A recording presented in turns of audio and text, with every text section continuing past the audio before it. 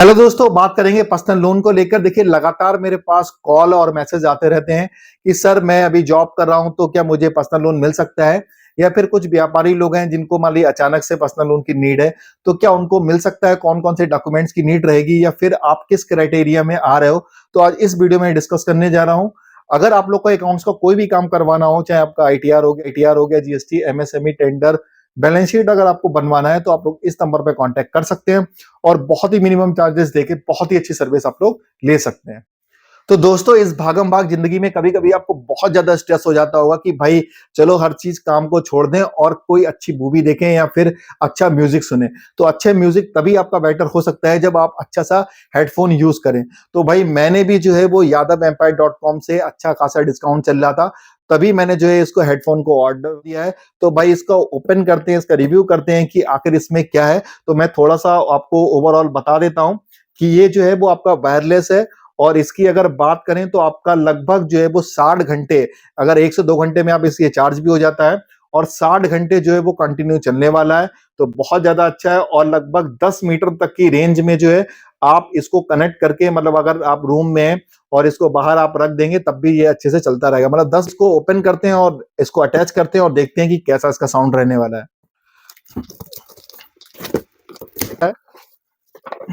Headphone हो गया, बहुत अच्छी पैकिंग में दे रखा है और देखते हैं कि बॉक्स में क्या क्या है। तो भाई ये इसकी केबल है, टाइप सी केबल है और इससे आप अपना जो है वो हेडफोन चार्ज। भाई ब्लूटूथ तो ऑन हो गया है और यहाँ पे देखते हैं कि कहाँ पर इसका बटन रहने वाला है। देखिए यहाँ पर जो है वो ऑन ऑफ का बटन है, तो यहाँ पे मैंने क्लिक कर दिया है, चल गई है और इसमें आया है रेडी टू कनेक्ट। भाई बहुत अच्छा साउंड है और ये ब्लिंक भी कर रहा है।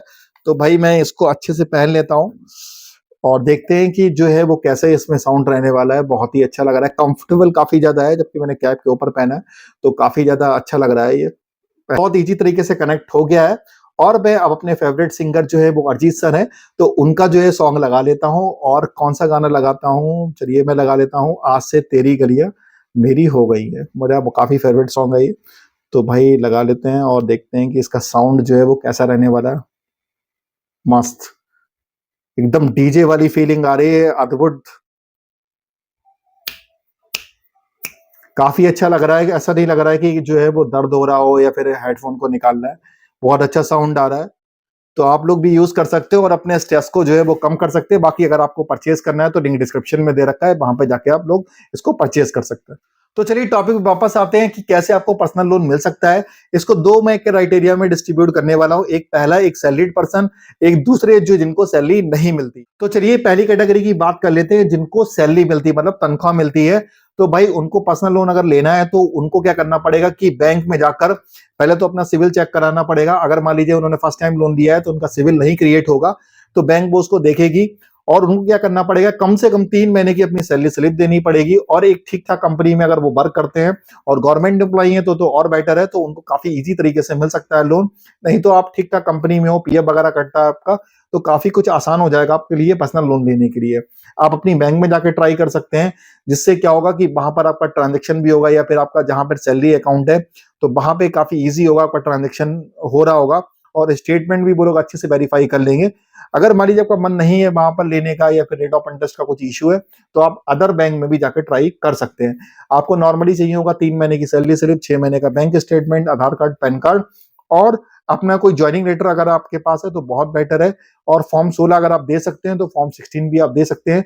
अगर आप आईटीआर फाइल करते हैं तो आप आईटीआर भी दे दीजिए, जिससे आपका लोन जो है वो जल्दी हो जाए और रेट ऑफ इंटरेस्ट भी आपको कम मिले। तो भाई जिनको सैलरी मिलती है तो वो बहुत आसानी तरीके से आप लोन ले सकते हो। बस आपको ध्यान ये रखना है कि जो मैंने डॉक्यूमेंट्स बताए हैं उनको अच्छे से आपको ले लेना है, बना लेना है।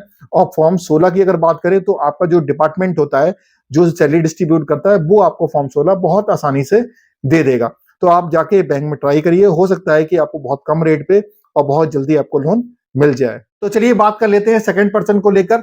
एक ऐसे पर्सन जो जॉब तो करते हैं लेकिन उनकी सैलरी जो है वो नगद मिलती है, मतलब उनको कैश मिलता है, उनका कोई भी सैलरी स्लिप नहीं है। या कोई छोटे व्यापारी जिनके पास मान ली सीसी लिमिट नहीं है लेकिन उनको अचानक से जो है पर्सनल लोन की नीड है, तो वो लोग कैसे क्या कर सकते हैं। तो वो लोग को क्या करना पड़ेगा, थोड़ी सी मेहनत करनी पड़ेगी। पहले अपना जो है वो रिकॉर्ड बनाना पड़ेगा आप लोग क्या कर सकते हैं कि घर में कोई अगर आपको लग रहा है कि कोई एक्स्ट्रा आपके पास ज्वेलरी है, सोना वगैरह है, तो आप क्या कर सकते हैं कि आप बैंक में जाके गोल्ड लोन करा सकते हैं।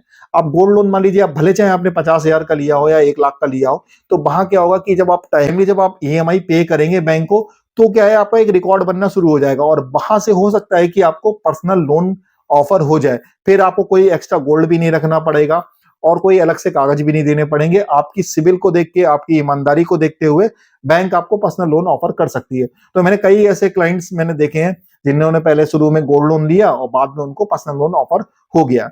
तो एक तरीका तो ये हो सकता है कि आप गोल्ड लोन से अपनी हिस्ट्री क्रिएट करके आराम से पर्सनल लोन ले सकते हैं। ये दूसरे तरीके की बात कर लेते हैं। इसमें आप क्या कर सकते हो कि आप एक एफडी करा सकते हो। आप अपनी एक एफडी करा दीजिए 50,000 या 1 लाख की। अब काफी लोग ये कहेंगे, अरे सर जब हमें तो लोन चाहिए तो मेरे पास पैसा, हमें तो खुद नीड है, तो हम एफडी के लिए कहां से पैसा लाएंगे। देखिए अब होता क्या है कि पर्सनल लोन लेना थोड़ा सा टफ होता है।